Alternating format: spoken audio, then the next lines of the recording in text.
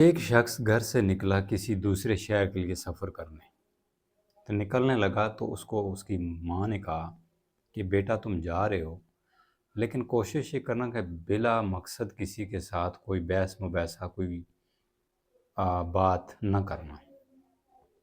وہ گھر سے نکلا، سٹاپ پہ جا کے کھڑا ہو گیا،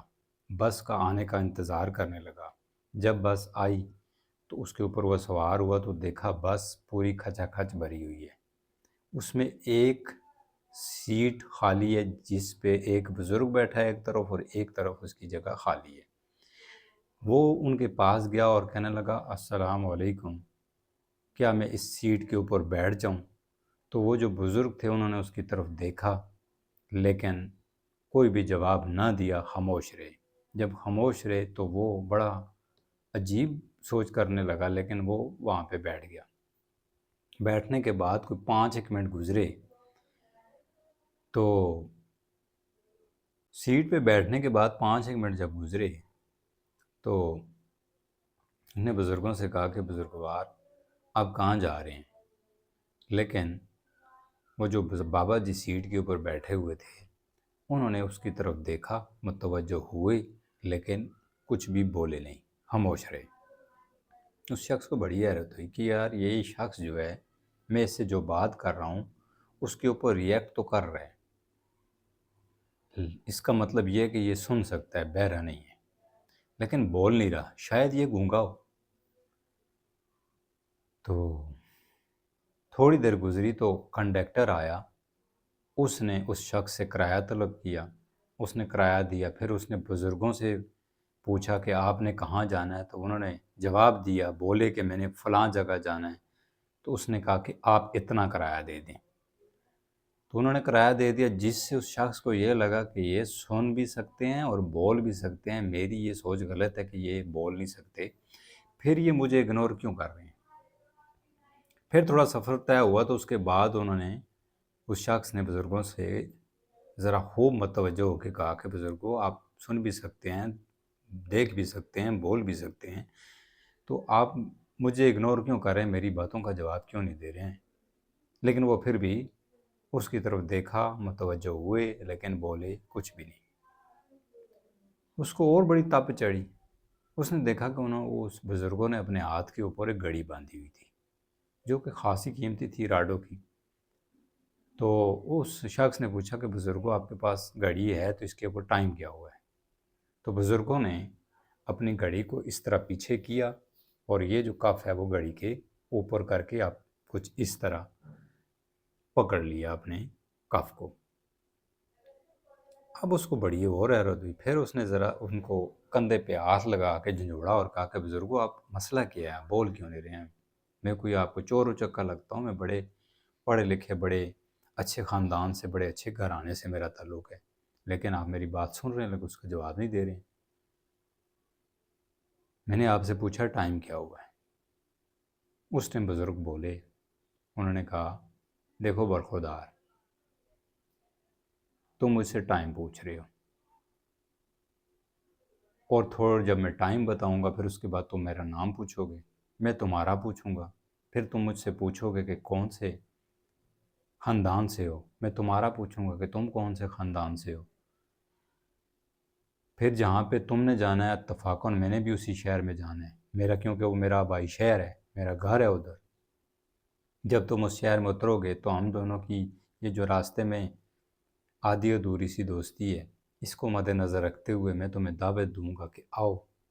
میرے ساتھ میرے گھر چلو، رات میرے پاس گزارو، اور مجھے لگتا ہے کہ تمہارے پاس بھی یہاں جا رہے ہو وہاں پہ تو ہوٹل وغیرہ کچھ ہے نہیں، تو تم بھی کہو گے کہ مجھے رات گزارنے کے لیے کوئی نہ کوئی جگہ چاہیے تھی، تو کیوں نہ میں ان کے ساتھ ہی چلا جاؤں، اور تم میرے ساتھ چل پڑو گے، میرے گھر جاؤ گے، وہاں پہ میری ایک جوان بیٹی ہے جو کہ بہت خوبصورت بھی اور مجھے بہت عزیز بھی ہے۔ جب تم میرے گھر جاؤ گے، میرے پاس اتنے زیادہ کمرے نہیں ہیں کہ میں سیپریٹ تمہیں کمرہ دوں گا، میرے پاس ایک ہی کمرہ ہے،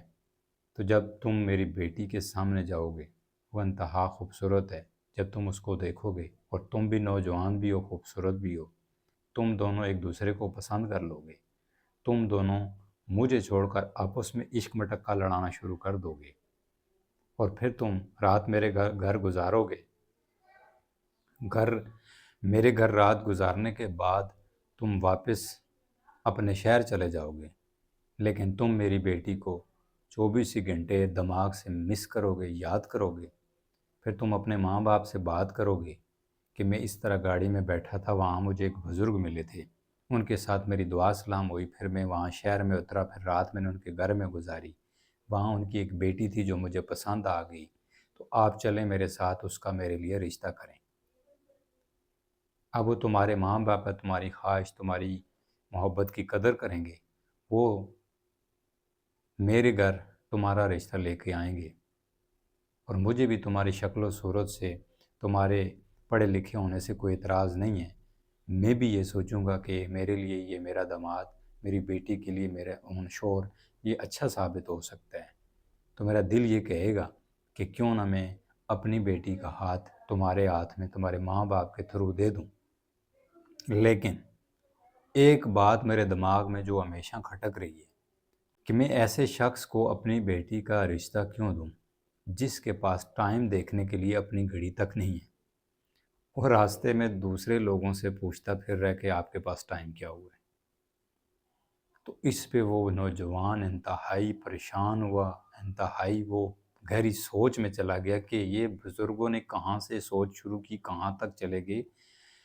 اور کافی دیر خاموش رہنے کے بعد وہ بولا، بزرگوں میں شادی شدہ ہوں، میری ایسی کوئی سوچ نہیں ہے، نہ ایسی کہانی بن سکتی ہے،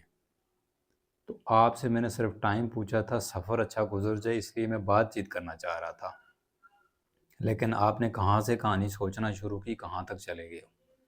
میں شادی شدہ ہوں، میری ایک بیٹا اور ایک بیٹی ہیں، اور میری اپنی بیوی ہے جو کہ انتہا کی خوبصورت ہے، میں اس سے محبت کرتا ہوں، میری پسند کی شادی ہے۔ تو بزرگوں نے کہا کہ بیٹا یہ بات درست ہے، تم جو کہہ رہے ہو یہی ہوگا، لیکن ایک بات بتاؤں کہ میری بھی کوئی بیٹی نہیں ہے، میری تو شادی ہی نہیں ہوئی۔ تو بعض اوقات ہم جب کسی بندے کو بار بار ٹون کر رہے ہوتے ہیں، بار بار ریڈیٹ کر رہے ہوتے ہیں کہ ہماری طرف بات کرے، متوجہ ہو، اگر وہ نہیں بات کرنا چاہ رہا تو بہتر ہے کہ اس کو خاموش رہنے دیں، چھوڑ دیں، لیکن اس کو آپ بار بار ٹون کریں گے، بار بار ریڈیٹ کریں گے، آپ کی طرف وہ مڑے گا یا بات کرے گا، تو پھر کہانی اس طرح کا جنم لے گی۔ سٹوری میں ایک طوفان بھی تھا اور موٹیویشن بھی تھی، امید کرتا ہوں آپ کو پسند آئی ہوگی۔ السلام علیکم، چینل کو سبسکرائب کریں۔